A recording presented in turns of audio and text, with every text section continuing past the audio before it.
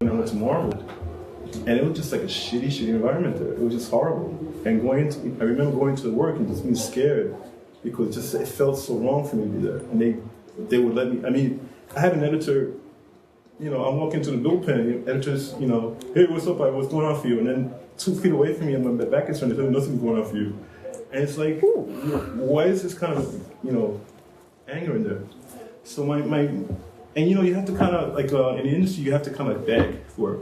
You really got to beg. And I had to, like, put myself on to my friends to try to get me work and beg them for work. And it was just, like, really uncomfortable, the whole thing. So finally, I just couldn't get any work. My last friend in the industry, it was her job, so I couldn't get work. So then I was, like, working, like, in the floors in Toys R Us and that kind of stuff, and trying to pay my bills, and it was, like, really hard. Because there's no insurance, no health insurance, nothing. You just can't. There's no strings. Nobody will give you work because they don't know you, and they don't have to know you because, yeah, they give work to their friends, but you're not one of their friends, especially since nobody really looks like you. So I remember my days in the industry, wishing I had stuck into this closet, and it's like, fuck. Especially after Milestone, why didn't I go back into the creative? Why didn't I finish this? I should have just kept on with it. I just could have kept, you know, made something of it and stuff like that. So I really have a lot of regret about being in the industry. And it was a lot of really dark times. Really dark times. But I started becoming a teaching artist. And I realized that, you know what? I have to start complaining about this. I have to start feeling that. Yeah, some of the problem was me, but some of the problem was just kind of like the system. And because the American comic system is really, really shitty. I mean, come on, the people who made Superman died broken, and you know, it's like the guy who does who designed Spider-Man. He's got shit. He's got nothing, right? So it's like this is an. He's got nothing. Although that's also it's a complicated story in and of itself. It is complicated. But you're saying it's a work for hire culture. You create characters. The company assumes ownership of them, and there was a culture, especially in the early 20th, the mid to late 20th century, that just said you are lucky to have a job and to be drawing these characters, so you relinquish this ownership just because you'll continue to be associated with them. But in the meantime, we're going to grow into massive media enterprises, which of course took decades, right? Yes. So like that, I mean, yes, there's a lot of interesting. And there's a lot of fun, and the culture is still like that because you get all these people who are like me, like you feel so lucky just to be there, Like, please, yes, take everything. Yes, please, let me do this. Let me go to a comic book shop and see my stuff. But you really don't think about your future. And then there's so many people I know who've worked in the industry are like shit broke and like, almost like homeless. Poor Washington, his situation was like, he basically died because of the industry, because he couldn't get in there. And, he had done some really important work, some seminal work in the industry. So it's just like, I know the culture's there. It was also the culture to keep, all the characters white for a long time too. The culture of comic books is very adolescent. I mean, in 90, when did I do the Ghost Rider? This was the Ghost Rider one. When I did Ghost Rider, I was, by the way, Spanish editions that we never get paid anything on, right? It's like you have to find on the internet that your stuff is in other countries, but Marvel Comics you don't have to pay. What I realized about I had to learn to teach kids the form, but to teach them with the same level I had when I was a child. And they learn, and that's my job now. I teach the kids to do it. I go to class, I go to museums and libraries, and I've made a living of that. And then, comic books have lifted me up, and then the culture of comics has made me a very strong person, and it's given my life some meaning, right? But I also tell the kids, Marvel and DC Comics, you go there to learn, and then you do your own shit, because they don't care about you. They don't care about the characters you create, because they can take a character you create and then change them totally opposite of what you meant the next day. Like they did with Ghost Rider. They say, oh, it was just a dream in the issue right after I did my 2-year run. So I'm really glad, I love comics and I love mainstream, but damn, I hate those fuckers too. So that's why when we're doing this topic, I was like, man, should I even come here? Because I'm just like so upset about it. Yes, because it actually spins off. There's a whole spin that I think is actually worthwhile. That will bring it make a much more human conversation than the sort of when I have. I will make my introduction quick. Okay. Sorry. No, because I actually want to get back to the conversation. I'm Phil Jiminez, for those of you who don't know.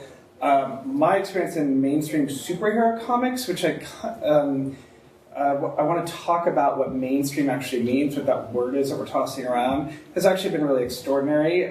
So I have almost the opposite story as Ivan. I've worked there since I was 21, and the industry has been incredibly good to me, and I've been afforded opportunities that I would never have had otherwise. I'm here talking to you because I draw this guy with a big S shield on him, or, wait. The other thing I'm most, Spider-Man and Obama, like all that kind of stuff.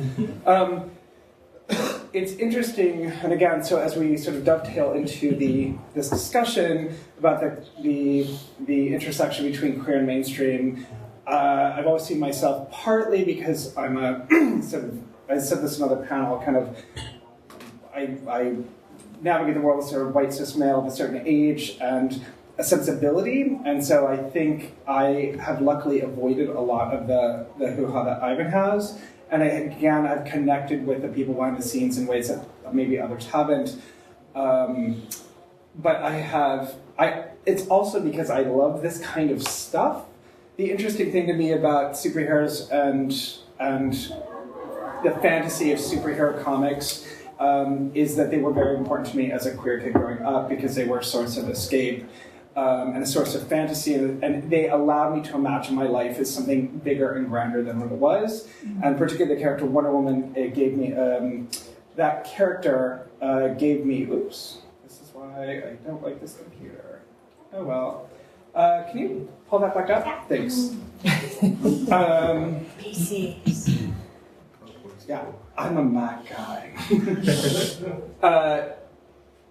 If you could just go back to here, I got it, thanks. I'll do this very quickly. And then what I'm going to do, just so you know, is put on a slideshow, just so that we always have our art in the background and we can refer to it or not during the conversation.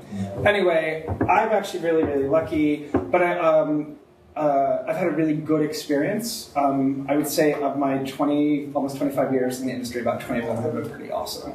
And the 5 that have not, I think anyone in any industry over a long period of time would experience some bad time as well. So what I wanted to get to, I'm going to hope the slideshow works. It says slideshow, I'm going to click on it. Oh my God. This is weird. Let's go to the from beginning. From beginning, yeah. That green play button. Perfect. Okay. One of the things that's interested me about this whole seminar, and particularly as it relates to our discussion of comics, are the words, the vocabulary that we're using. And so forgive me, because I always find that whenever we're on panels, particularly using the word queer, what that means to people. I have a fairly broad definition of it. Some people think of it in purely sort of terms of sexual identity. I think of it sometimes as something a little bit broader. But so I was curious, and feel free to chime in and talk amongst each other, what your definition of queer is. Well, I would segue. I would take that, and I would just bring it all the way down to grammar, where for my strip, the one argument that I wanted to have was I was in a relationship, they blah blah blah. So they versus he or she. So that makes grammarians get an itch. They squirm, but I feel like it allows for a queer identity of possibility. Queer identity is what?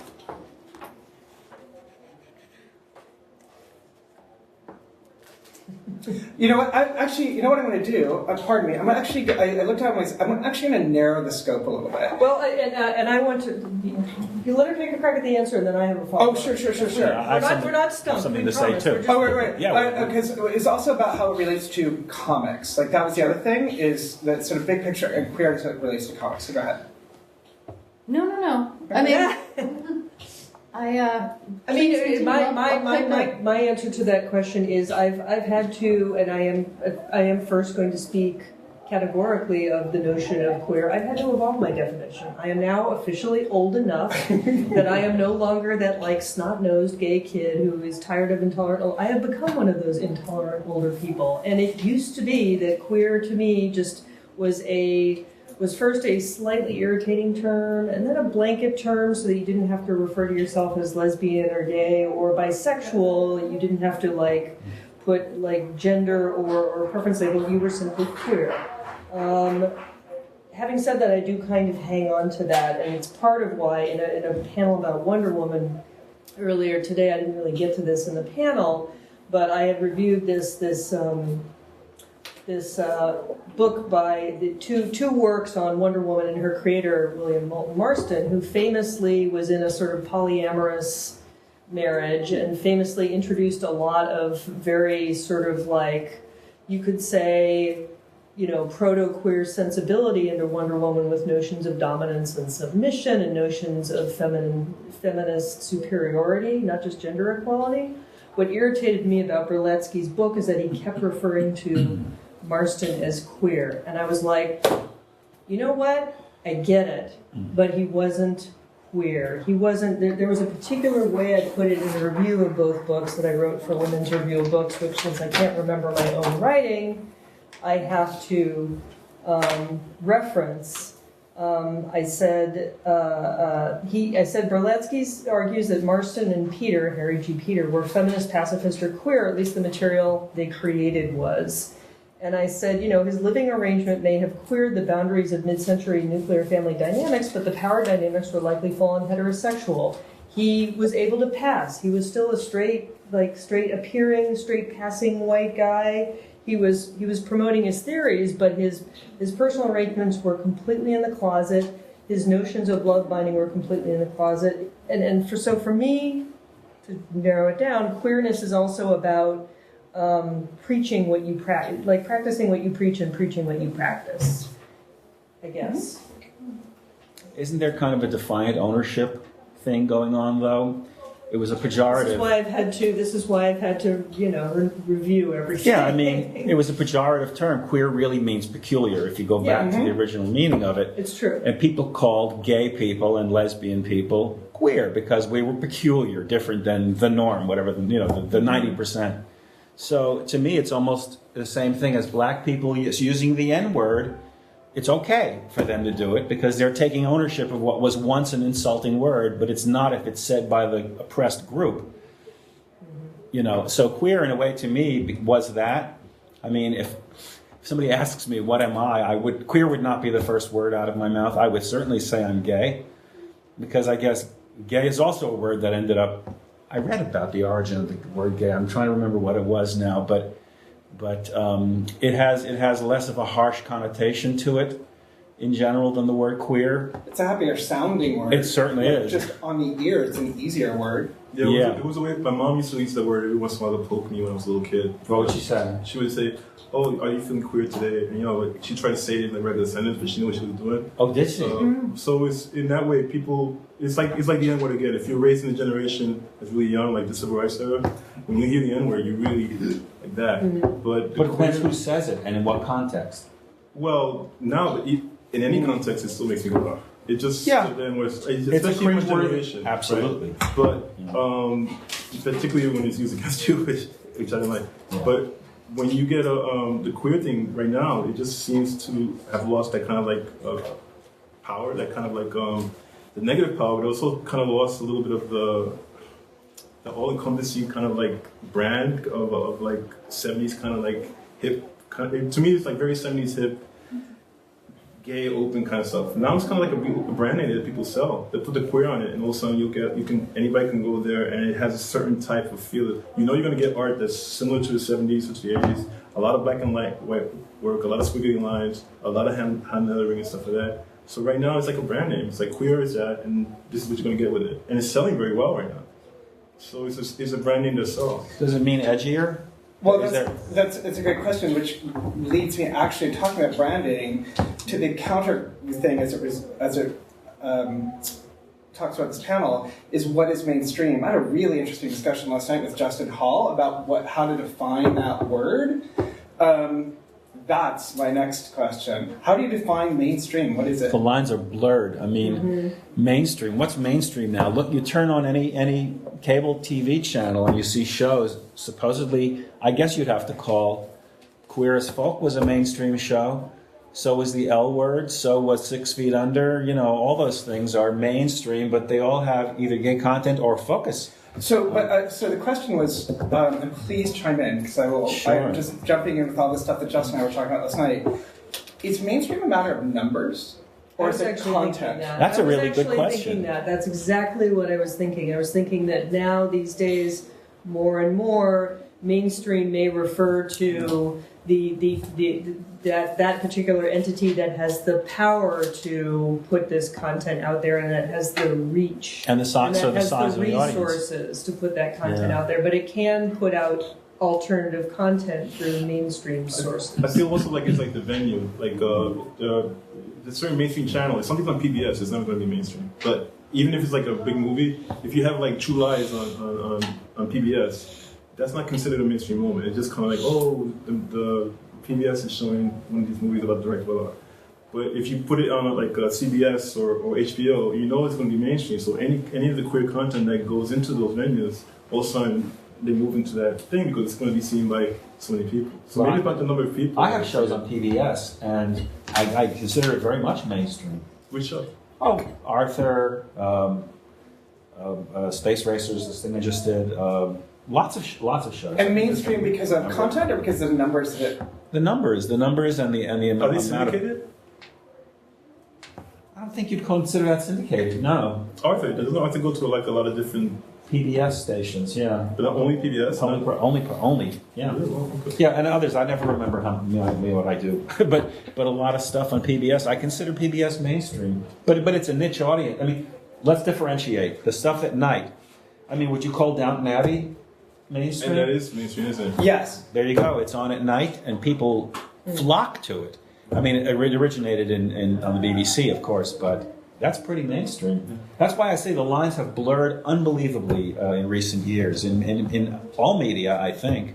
Joan, I have to say, though, that definition of power of reach is actually a wonderful definition. It might not necessarily be sheer numbers, but it's certainly like the ability to impact the culture at large. Yeah. I think it's actually, that sort of puts a whole spin to me on mainstream. So one of the things we were talking about in mainstream superhero comics, the comics themselves now reach a very small number of people, like compared to other comics, other forms of work, and yet their cultural impact, because of extended media, is global. So the characters are mainstream, even if the comics themselves no longer seem to be, if we're talking purely by numbers and even including content.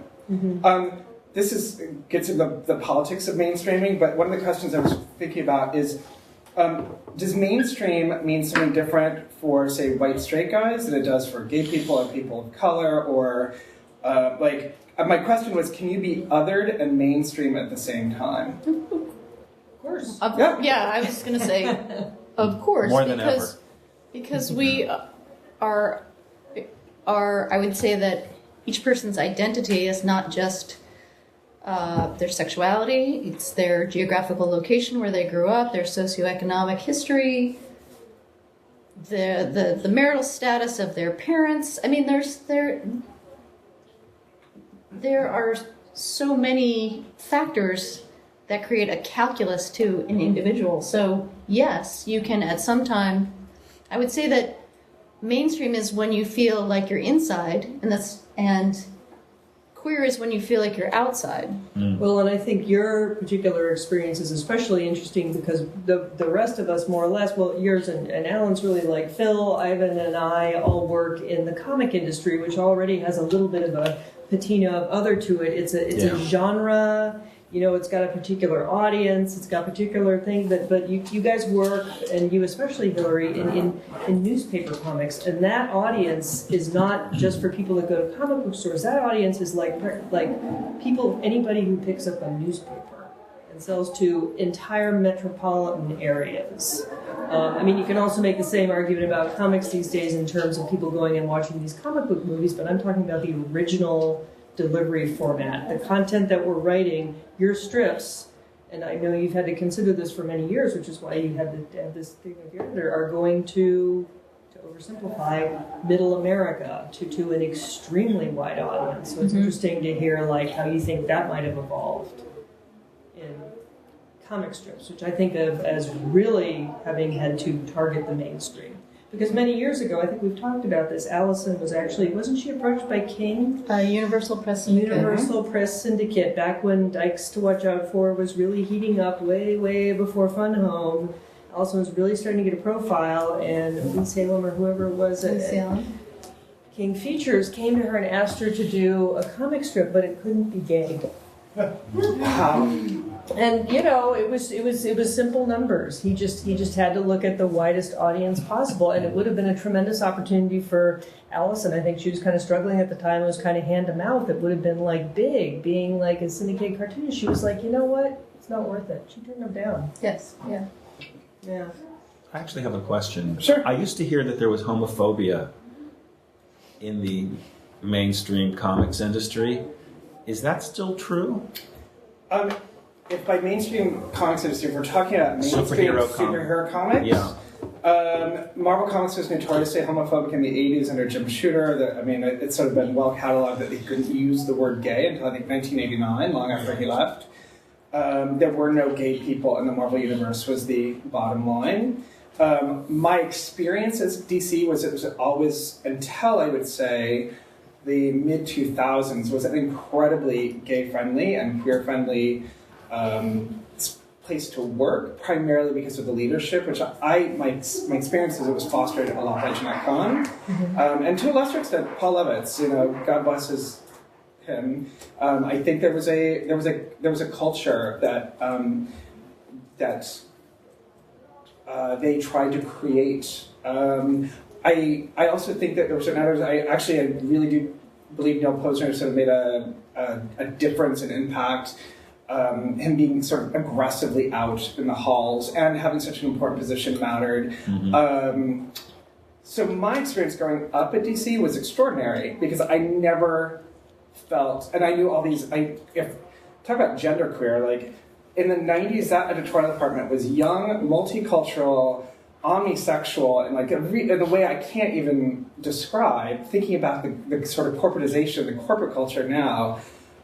We all hung out with each other, we'd all go to gay clubs together, we'd go to straight clubs together, and it was just this remarkable mix of young people. I often argue that we made the worst comics, and that's actually the sad trade-off, is I'm not sure the comics were very good. I don't know if I necessarily blame us. But that was my experience. Well, and that said, I would agree with that general characterization. I never worked at Marvel, but that was more or less my experience at DC, although as a woman, I'm going to say that it was at the same time, like, still very, very heavily guy, very, very, very presumptive of your needing to sort of play along with the guys, and the sort of like guy notion of spinning out a storyline, which is often the straight notion of spinning out a storyline.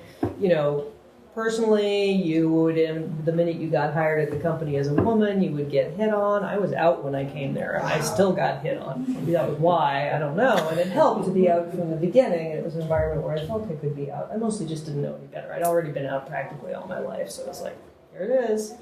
But it's not so much homophobia, and it lingers. It's not so much homophobia as sometimes obtuseness about gay and gender issues, which would manifest themselves, you know, sometimes in characters like that sometimes the like evil fag villain still with the like the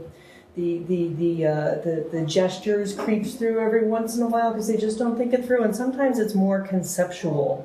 I referenced Identity Crisis because one of my big gripes is that was that the worst thing anybody could think of was that somebody's wife got raped. I'm like, what if Robin got raped? That's never going to happen. If I could chime in on that, my biggest issue with Identity Crisis, which I've told many times, was that there were two other characters, Wonder Woman and Black Canary, both one woman's mother had been raped, Black Canary had been raped herself. Yeah. They never had a single line of dialogue. There was never conversation among the women about what this event meant or meant to them. Yes. It was all about the men protecting their women. And I remember going to an editor and I said, I can't believe this. And he goes, comics are not a place to deal with rape storylines. It's like, but you just had But you just did. But you just did it. And he said, no, we didn't. You didn't see it.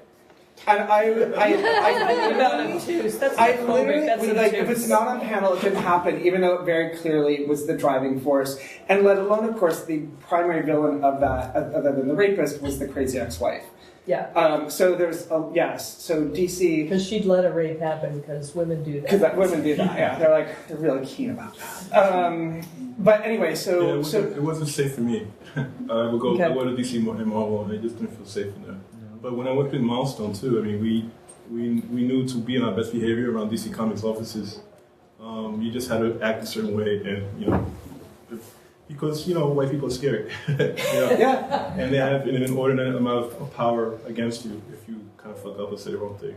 So we all had to kind of It's easier to be eccentric and in comics if you're white. It's way that is easier. 100% true. Absolutely 100% so true. It was a totally different experience for me. I mean, there was no safety issues that off me. It was just, you go in there, smile, you have to be the model. You have to be the model minority citizen. Yeah. And that is also And I think it's true with women in many cases. That's why I say I think my experience was different because of the way I read and the way I come there with privilege and I behave that way. Yeah. And so it was I got that. I mean, I was sort of the famous gay guy, but also my aesthetic. I think also my actual sensibilities at the bottom of the line, also matched theirs. I wasn't trying to change their universe and make it look like something it wasn't.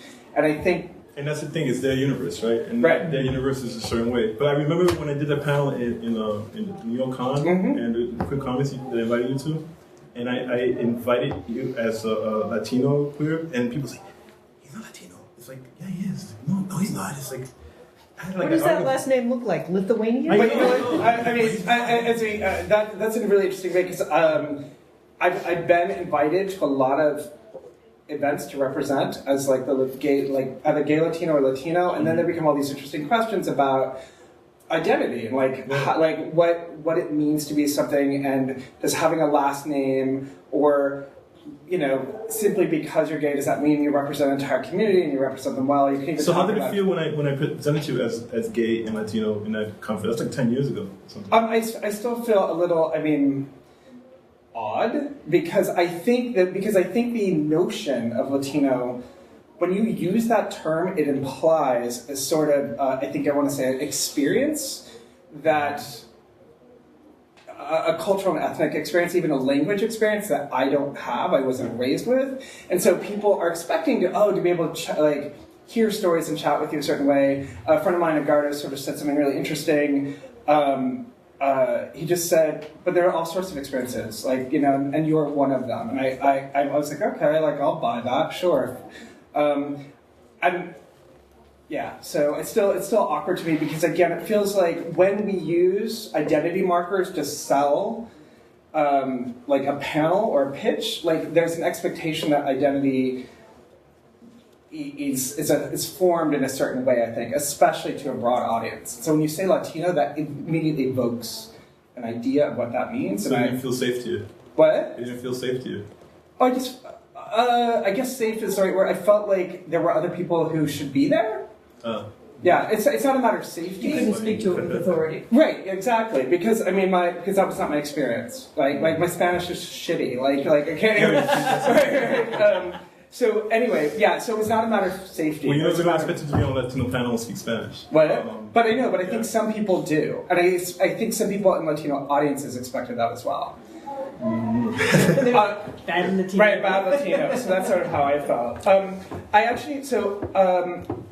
A couple of things about going back to mainstream, this notion of parameters, and it's we've talked about a little bit about what defines mainstream, but are there things lines you cannot cross in a mainstream work? That's a pretty broad question. What kind of line? So I'm talking, in mainstream comics, the way we work, right? Is there something that suddenly makes it no longer like when you is there? So we all work in mainstream work. We've done mainstream work. We've included content about race and sexual orientation, all that stuff. But is there some border that you're just like once you're there, it's no longer it's something else? It couldn't be mainstream. Well, it's less about gay, but more about you can't make a menstruation joke. It's more about being female than it is about being gay for me. So there are certain lines in my mainstream experience that are absolutely off limits. References like proctology jokes are funny. Gynecology jokes, not funny. Interesting. So parts, female parts, not male parts per se, but female parts are you're no longer on mainstream. You're off the highway. So it comes down to sex. It does, because I would also, I hate to be a broken record, but I would also, this is something that just annoyed me over and over again, which was that women's, adverse sexual experience, like, having sex against their will, being raped, being sexually assaulted, that could only happen to women. And it was especially unforgivable, and it was a character trait, and it was a growth thing. It could never happen to men. I didn't want it necessarily to happen, but in real life, it happens to men quite a bit. Yeah. And comics will Because it's not not go rape there. is not a sex act. It's an act of Yeah, hostility. it's absolutely Right. not. It's Yeah. absolutely not. And they will not go there. They absolutely will not go there. But even taking it beyond that, I mean, sexual depiction of sexual content is considered not mainstream. I mean, in comics, I would certainly think. Oh, it is now. Is it now? I don't know. Like Batwoman, Batman and Catwoman had that like sex on a roof thing. Right. And Okay. There's been some getting it on lately. I haven't been keeping up. No, there's been a lot of sex, but that goes again to the larger question about are superhero comics still mainstream or are the characters mainstream? But yeah, like I think I would say they've are. become hyper-sexualized in recent years. I haven't in a read way- lately, yeah. In So a way it's that interesting. haven't. You did some great stuff with the female characters in Outsiders. I remember that. They were like in the same bed together. They were like. Yeah, and there were two women that became a couple. That's Thunder, pretty who important. was Black Lightning's daughter, I think, and Grace, who turned out to be an Amazon. I was sitting there in the Wonder Woman panel this morning going, I don't remember any of the story. It's really bad. But yeah, I had the ability to monkey with that a little bit, although it had a little to do with being a huge Milestone fan. Milestone was really an amazing imprint. I mean, it wasn't just that it was a completely like it was a completely like unique universe. It was a completely diverse universe. It even like Dwayne and those guys designed a look for it that was different. It was painted art instead of digitally colored art. Like everything about it was sort of different and inspirational and being, as you pointed out, they had to fine tune it because they were making some assumptions too. But when they were really humming, like difference was normal in that universe. It was, and they were ready to hear and change things to kind of like make allowances for like their mistakes, and that was a good thing. And that's something that doesn't really happen in the mainstream comics of DC Marvels so much. Like it tends to be a they'll little kind more of be over event-driven. defensive, and they get over defensive about it. And it's like like I suggested, they should have like once you guys have like a sensitivity training, have someone come in and talk to the editors about certain issues. It's like, oh, we don't need to that, but we're not. It's like maybe that would have helped a little bit. Some of those decisions wouldn't have happened if we get a little sensitivity. But that's me. I just want to say something. Please. Because I see, every so often the Chelsea Boys panel flashes by, and I'm remembering how liberating it was to be working in all sorts of other. I mean, I wrote titles for DC Comics. I did, Flintstones and Jetsons and stuff like that. I even did a Wonder Woman thing. But we never got to explore this kind of thing. It's so cute. No, but I mean, there was literally, you couldn't show penetration, obviously, because they still were in advertising-supported publications, but almost anything else went. And it let us, Glenn and I, we got to explore things that we never could do in our everyday, 9 to 5, although it's never 9 to 5 jobs. It was very cathartic and very liberating to be able. And for 10 years we did this and got bolder as we went. What were the numbers? Do you know how many people read this strip? Oh, it was in the millions. I mean, it was all over the world. It was translated. It was very cool to see your strip translated into other languages. I mean, at our height, we probably were in 60 or 70 newspapers / magazines, whatever. And while you were doing it, did you consider yourself mainstream cartoonists? Would you thought of yourself as part of the mainstream? It's a curious question because we got coverage in publications like Entertainment Weekly, which certainly is mainstream. Mainstream publications would write about us. None of them would run us, but they'd write about us. Viacom came after us to turn us into a television series. I remember that. Yeah. And in fact, the company that does The Simpsons, Film Roman, was the first company to option Chelsea Boys, and the world wasn't ready for it yet. So we let them renew the option once, and then we let it expire, and then Viacom came after us.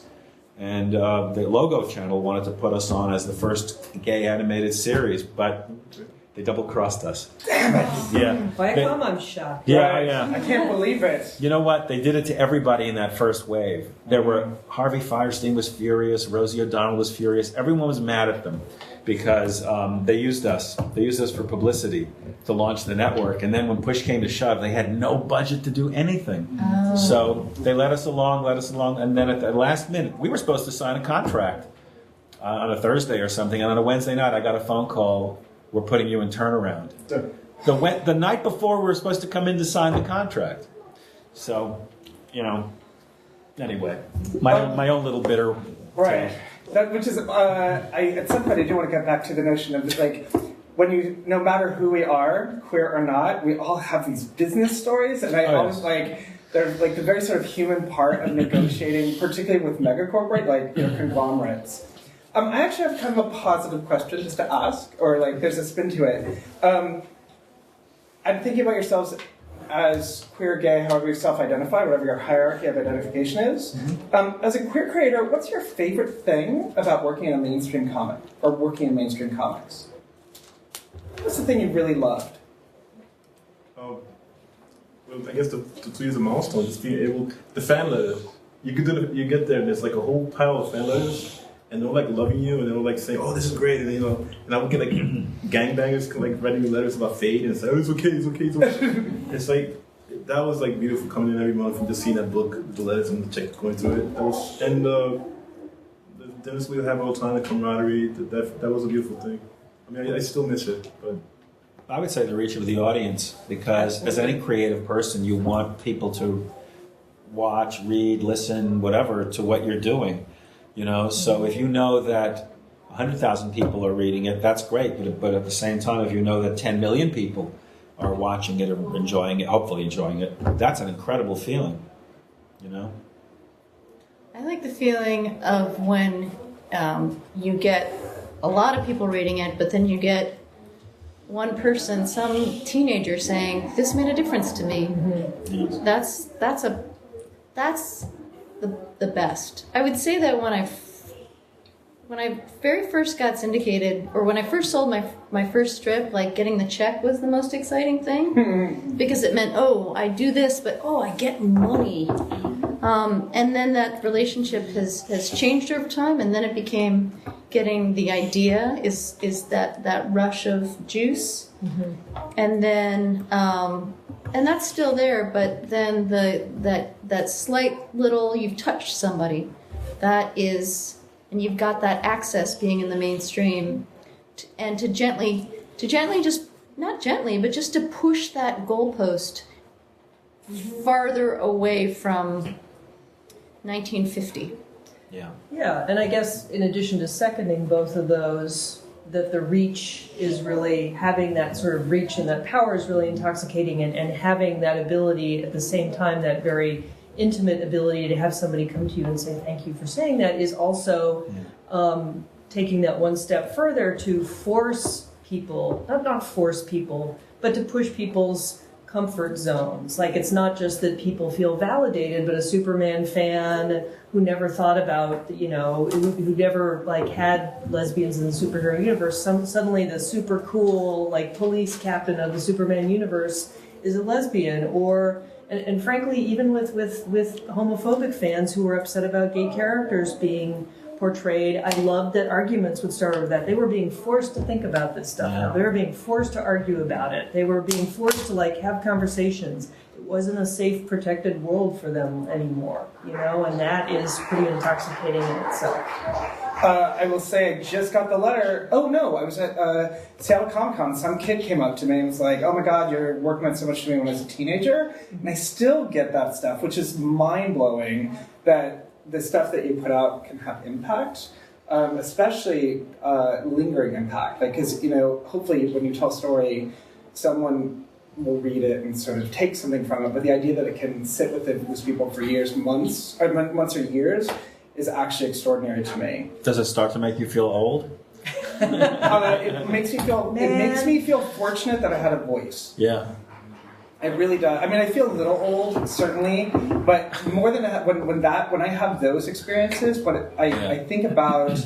I've said this before. There's 7 billion people on the planet. Everyone has a story. So many of them are more interesting than mine, but for whatever reason, confluence of timing and skill set and appearance and whatever allowed me to tell those stories. And so I became very grateful for that opportunity, because that's certainly not true for most people. Yeah. So, and that I can tell those stories and impact people, I think means a lot. Here's another thing about sort of mainstream stuff.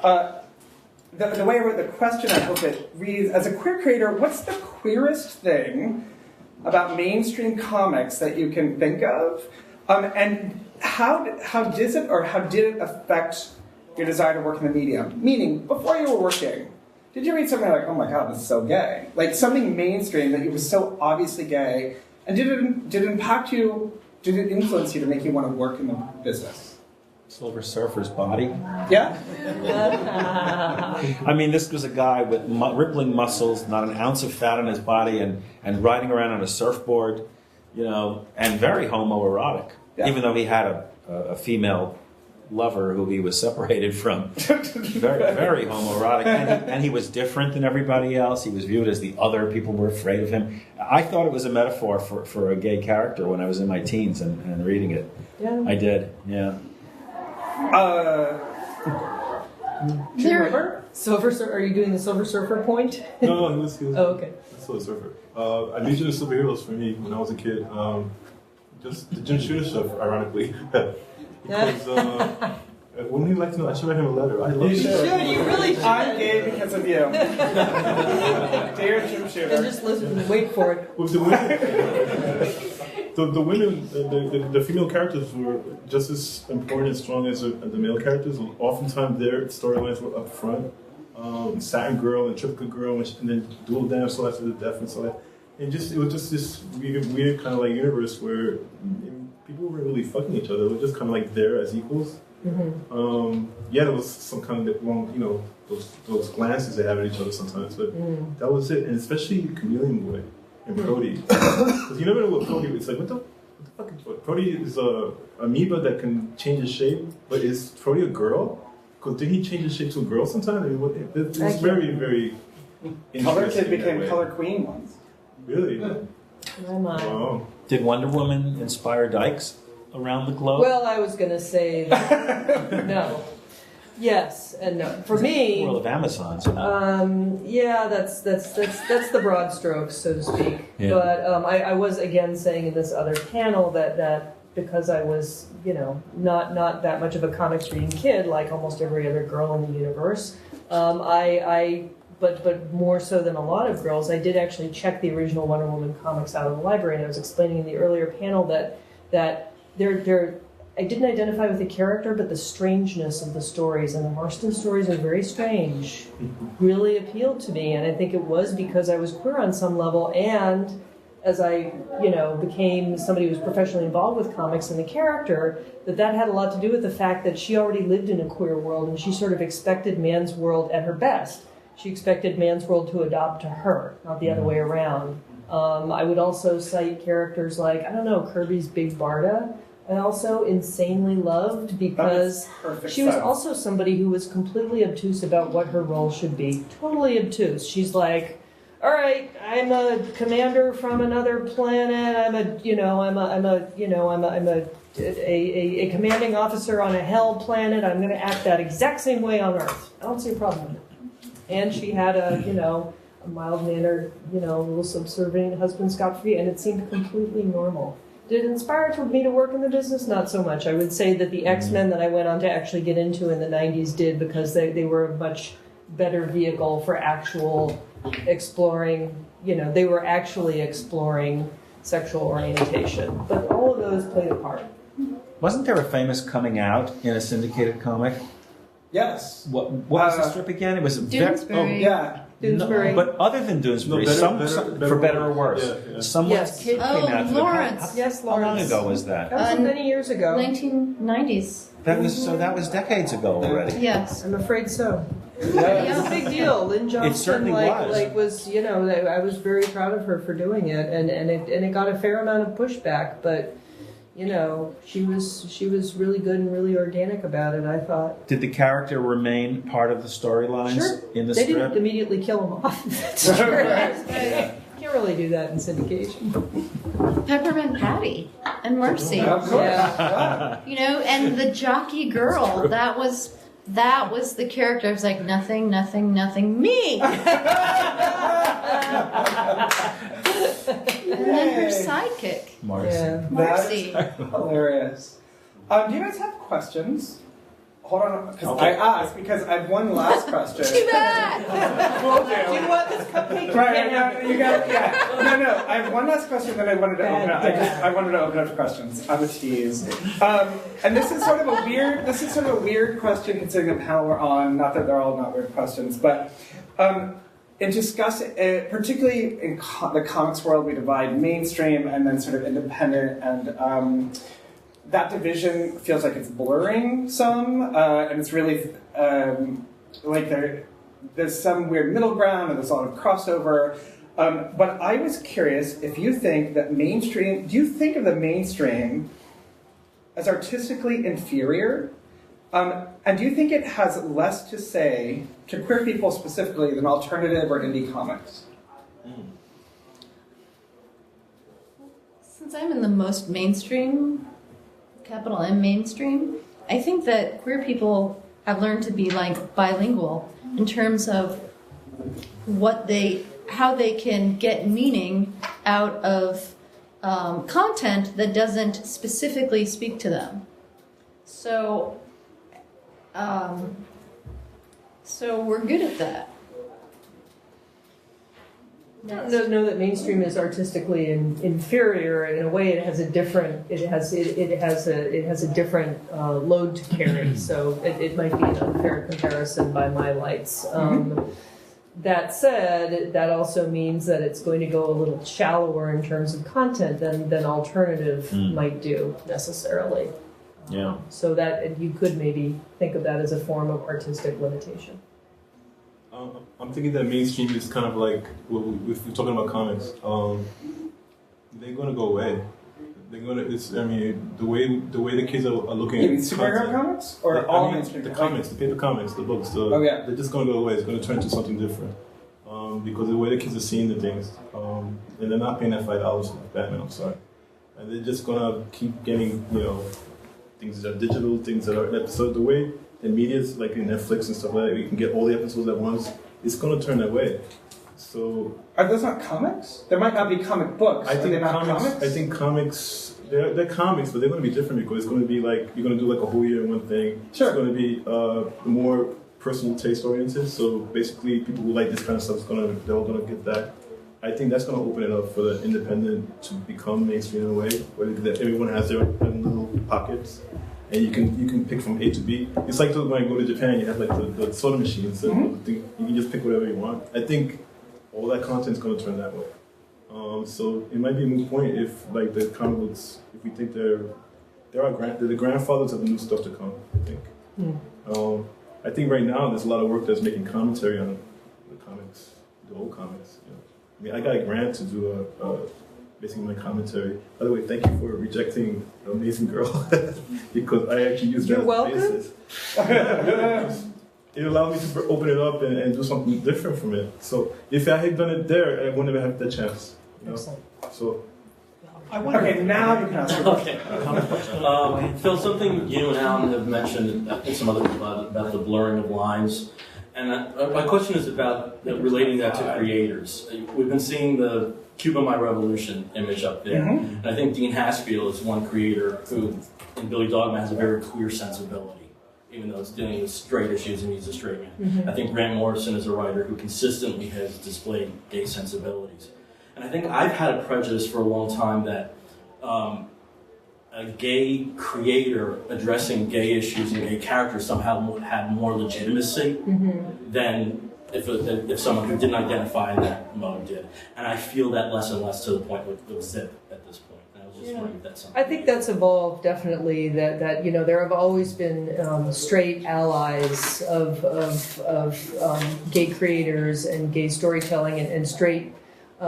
Brave straight allies who have been willing to step out there and tell gay stories, even if they're a little clunky or ham-handed or didn't quite get it. You know, you can quibble with Chris Claremont or whoever, but they were doing it. But they are, I think, getting increasingly sophisticated at actually putting themselves, you know, in those, like, personally in those situations. I think it's generational. You know, again, it's all about being out. It is all about being out. It is all about the fact that people, like, actually grow up around gay people who are actually out. They have friends, relatives, parents who are gay, and they really think about this stuff. You know, it actually really, you know, there's actually gay people in their life who have made a difference to them. So you could, you know, have had a well-meaning coming out story by, gosh, I'm kind of blanking on this. Whoever, what, Claremont? Did Claremont bring the Alpha Flight guy out? Burned it. um, Oh, no. Lobdell brought him out.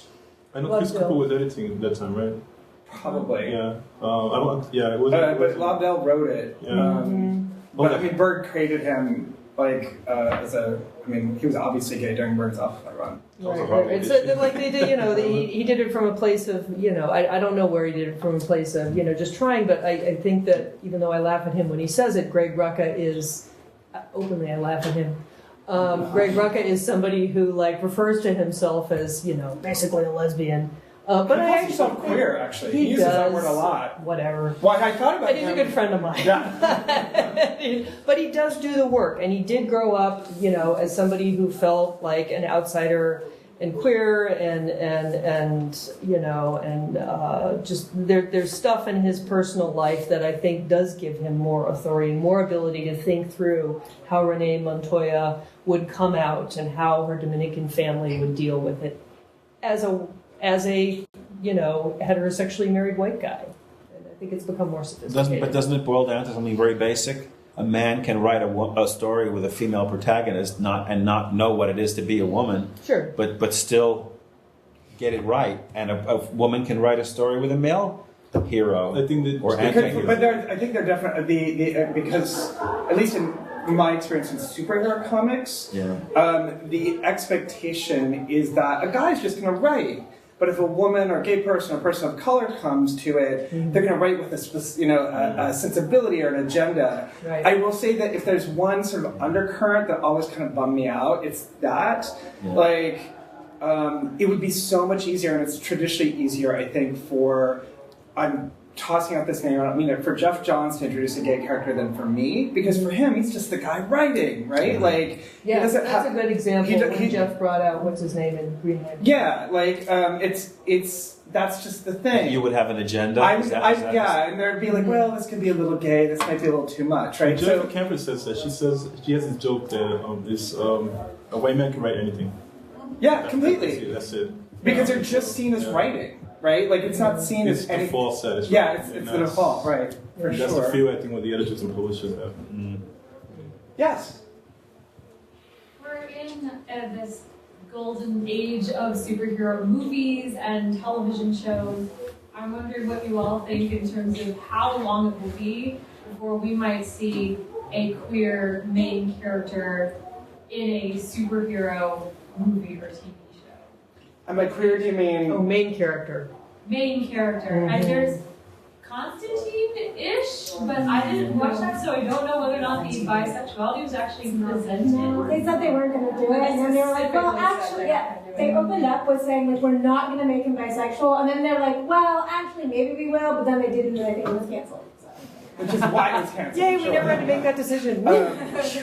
If you look at their slates of movies, it will probably be well beyond 2020. I mean, like, and I say that not. Yeah, I mean, like, if you look, like, at least from Marvel Comics and DC, from Warner Brothers and Disney, those movies, the superhero movies, are slotted out, right? So, again, depending on if you're looking for someone with a different sexual orientation, an unusual sexual queer, that might be a sensibility thing. My guess is you're going to see a lot more of that on TV than you will in film. I think it's an easier. The Flash character in the movies bisexual. Yeah, but not the main character. It's not the Flash. Not the main character. Not the main Flash woman. Not that I know of. Oh. And I think your point is well taken. And this is true of a lot of content. Is that the big breakthroughs are almost always made on the small screen. I think that's going to be true. I think you're going to see a lot. I think you've seen it a lot. Like, and I think it will continue. The movies. A different thing. Well, what about before? There's a big reason why you're not going to see a main character be gay in a movie, especially a superhero movie. They cost $160 million, $200 million to make them. Those studios need to break even. They need to double the amount of money that they spend on the thing. So $400 million to break even. If there's a main gay character, I mean, there can be a subsidiary main gay character, but it won't be at the center of the movie. The studio brass would be too afraid to do it.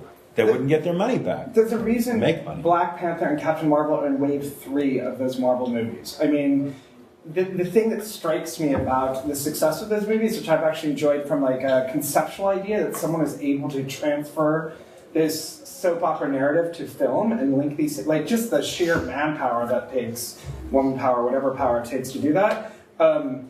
They're all white, and there's one woman, right? Mm-hmm. And because they're terrified of selling stuff, like they're like, oh my god, we have to make our money. One of the things that interests me about, I keep saying this about the success of Empire, and this is why I think things will happen on the small screen. Empire was one of those few shows that ratings skyrocketed. Not only did it launched and then just got bigger, partly because it appealed to women of color and gay guys, right? Like, which is a very funny crossover, but primarily women of color. And that, I think, is really, really important. I was talking to a development director at BET, and that network has a reach of 100 million people. I firmly believe that the sort of queer material is going to be small screen before it'll be big. Like, main characters. Well, it already has. No, I know, but I'm just saying, but superheroes specifically. You'll see that on the small screen. Yeah, but we interrupted. Yes. Oh, I was just gonna say like that I agree that I'll be on television because I've noticed like with Marvel, with like Agents of S.H.I.E.L.D. has had a lot more characters of color, even though they keep killing them off for some reason. But anyway, I think your answer is It's happening in real life. But they have had more characters of color and more women like that are not like making it into the movies, and so I think that that's where they'd start. I think so. Doesn't Arrow have like lesbian characters? I don't know because I actually don't watch. I don't watch Arrow, so I have no idea. They did, but then they had a bisexual character, but they killed her off. Oh. And her girlfriend is now marrying a guy. Yeah, I would have done that. That's exactly how I would have written that. Any other questions? I actually want. Yes, please. You were going to say about why Wonder Woman was really important to you, but then the computer screwed up. I'm curious to know what it was. I answered this quickly. It remains a lingering question that I don't have great answers for because some of them fall into like gay stereotype. But my feeling is this: one is it was the first one of the first cartoon characters I remember being visually attracted to. I saw her in the Brady Kids cartoon, and then I saw her in the Super Friends, and then the Linda Carter incarnation was just like threw me over the edge. So part of it had to be my sense is just a visual attraction to those primary colors. What I think of as a beautiful woman, like I think when that's probably where I learned my sense of physical beauty at that age. I have this whole theory, I don't know if it's true, that female characters, particularly in the 1970s, it could be before, even their heroes were allowed to feel a broader range of emotions than male characters. So I often say that the Bionic Woman will always be my favorite over the $6 Million Man, because even though the $6 Million Man was like a sexy man, she could cry, she could laugh, she could hug, she could do all these things that are considered feminine and some feminizing and in some ways looked down upon, but were things that I related to immediately. Finally, I have another, like, she was an incredibly physically powerful being who could still be a sexual object and sexualized. And as a gay guy who had who knew I was othered and knew I liked boys, I guess, but not really knowing what that meant, my sense is that what appealed to me about her and female characters was they could still be sexual objects to men, which again, I know probably two women are like, what are you talking about? But that was the only thing I could project on. So you had a female character who espoused ideals that appealed to me, but a broad range of emotions, who looked sparkly, who was visually attractive to me, and was the object of desire of men. So I think somewhere, and with Wonder Woman specifically, the other link was the Greek mythology. I was like a lot of kids, I was super into, like a lot of nerd kids, and I was a big myth fan, and the fact that there was this link to this thing that I could check out in a book, I think grounded, like made her real in some weird way. But that's my theory. I have no idea if there's any truth to that. It's valid. But do you think gay men have an affinity? Are they drawn to strong women in general? I think so. I was just having this really funny conversation with another academic outside who had really a much stronger reaction than I did. I was talking about a fellow cartoonist, a male who is not interested in Wonder Woman or female characters whatsoever, doesn't get it, doesn't know why gay guys are into it. Like you know, for him, like he's all about the men. My friend was like, that's because he's a misogynist. And I was like, whoa! And he goes, because it's not, because, and his reaction, I'm paraphrasing him, was, it's one thing not to like all female characters or all male characters, right? But if you are disinterested in an entire gender, like if you're dismissing them as interesting, there must be some level of like disrespect there, like hatred, or I don't think he hates them, but he's so not interested in them. There's something wrong. And I think that's really, really interesting. Yeah. I was stunned, especially here in this forum, to find out that there aren't a lot of academic works. I'm not really stunned, it's a niche thing, about gay men and their attraction to female characters, often which, like the Wonder Woman thing is so interesting, because I find some lesbians that are into Wonder Woman, but not a lot. Like, right? Yeah, it's not really a thing. It's not a thing, but for gay men it's a thing, right? Like gay men of a certain generation, it's definitely a thing. And I'm really interested in that contrast, and especially because it starts so young. Like, I don't find a lot of gay men who came out at 30 who are like, Wonder Woman, right? It's like, for many of us, it was an immediate and visceral reaction when we were very, very young. The other thing I find is that for those who are exposed to the Linda Carter version, how people, like gay men of color, are also really attracted to her. Like, most of my, I would say, gay friends, my non-white gay friends of a certain age, like, are all over her. And that, the fact that she also broke those sorts of lines is really interesting. Well, she was like marked as Latino in the 70s, so we really... Well, she's half Mexican. Yeah. I mean, one of the reasons I dig her also is because she's Irish Mexican, and so am I. Yeah. So I'm like, There you go. hey! But she had a lot of power. I mean, all the men in the family would just watch that show and look for that gap, you know, Yeah. looking at that. But we could also, I remember when I was a kid, that there was Wonder Woman and Supergirl and the female versions of those superheroes, right? They always seemed like you could dress up at them. You know what I mean? Like, I could put the dress on and it wouldn't be so bad. Right. That kind of thing. Oh, that's interesting. Yeah. Like, Wonder Woman is like one of those, it's like the perfect drag costume and Right. stuff like that. The funny thing is, I never fantasized about being her. I always imagined being her kid brother. Like, it was never like, oh, that's I really really cool. want to be Wonder Woman. I was like, I wanted to be the only boy on the island. And I was like, that's going to be me. I'm going to be the That's special pretty cool. one. I liked the idea of being her kid brother. Yeah, so Why don't you do that story? That would be a nice story. The only boy on Amazon Island. Wonder Boy. Wonder Boy. Well, I created a Wonder Boy. We'll figure it out. This is, yes. Are we done now? Oh, you're about the Nightly Show. hear about it? How did that come to be? So, to anyone who doesn't know, I was on the Nightly Show on a panel about diversity in comics with, do you know Sana Amanat? Anyone? Yeah, she's Willow's editor. Yeah. Marvel. She's also been promoted. She's now in charge of like character development at Marvel, which is a huge thing. Marvel's transformation in terms of mainstream from like where it came 20 years ago, whereas now is like mind-boggling. If you think of the sorts of characters they're promoting and interested in creating and etc. So, and I will say that has, having made fun of queer acting straight men earlier, I will say that is more, I think, more than a little due to the influence of very gay straight men like Axel Alonso, if you ask me. Go on. And again, the sort of weird, and not to overblank, but this is weird. We work in a weird queer industry, like queer, yes, like peculiar. Really. Using that, like it's a bizarre place. Anyway, I got a call the night before. They said, "Do you want to be on this panel?" I've been doing a lot of lecturing on identity hierarchy and genre fiction because somehow I'm an expert, which is not really true. I'm not an academic, obviously, but it's something I'm interested in, and particularly the LGBT part. So I was the gay comics person on the panel, and it was an extraordinary experience. It was fast, and what was interesting was that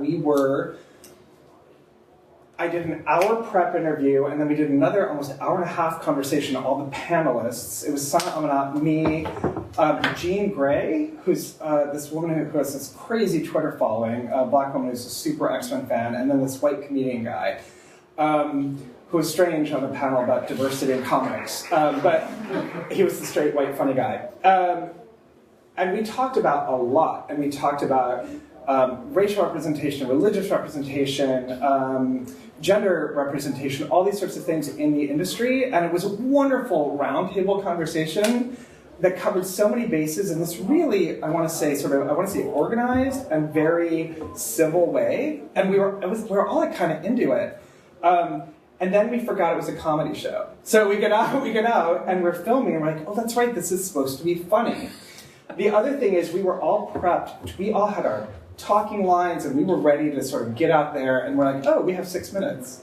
And so we each got a moment to say something, and then the comedy skit came out where we were all given this envelope to open and have a response. And I keep joking, and thank God that I got a Channing Tatum taco. Like, you can't talk about low-hanging fruit. Like, it was, at least I could make a joke out of that at the moment, because there was no reshooting. What you see on that show is the amount of time they're shooting, with maybe 30 seconds for the occasional flub. But it was an incredibly quick experience, and it was so positive, and everyone was so interested in the conversation, and I think regretting that it couldn't be longer. So it was good. Anyone else? Anyone else? Yes. Can I make a comment? Of course. You were mentioning about, the first thing that you were talking about was the meaning of the word queer. And I've always kind of thought of it as a word that has little tiny knives in it. And so when you identify as queer, as opposed to, for me, it would be bisexual, which always feels a little too cuddly to tell people, because people have connotations around it, but queer also, you manage to maintain a little bit more of a boundary if you identify as that. So you get to say, I'm this, you don't get to ask any more questions. And let's move on. Interesting. Where do you remember where you first experienced that word? I was in a show that was made by this queer theater company, and so and that's what the company that was their MO, that they were doing queer theater, and I was like, oh, that's great. That's a really great umbrella. I was going to say an umbrella term. Because sometimes an umbrella term can be a negative concept. It can be an overgeneralization. Sometimes it can be protective. Yes. It's I just belong. That's it. Yeah. No other questions. Can I ask a question of actually all of you? Because one of the things I'm really interested in this forum is, beyond this forum, how many people you have to discuss this topic with, and is it even a topic at all? What topic? Queers, like specifically queer identity comics, like are you connected to like queer comic communities? No, I don't know what you're talking about. Well, you. Please. I mean, I guess I'm connected online. Like, I tend to be like into kind of mainstream comics. You can tell I've got my Captain America shirt on here. But like online, almost all the people I know who I discuss comics with are queer. Like, and not necessarily, it's not always queer topics or whatever, but like, it's very much like, and we discuss things. And I remember we were talking about Secret Avengers, and we felt the ending was kind of a soft romance with the two male characters. Like, that's something I can talk with a lot of people. And like, so not necessarily like real life, I guess, because that's not like I talk about people at school and all that kind of stuff.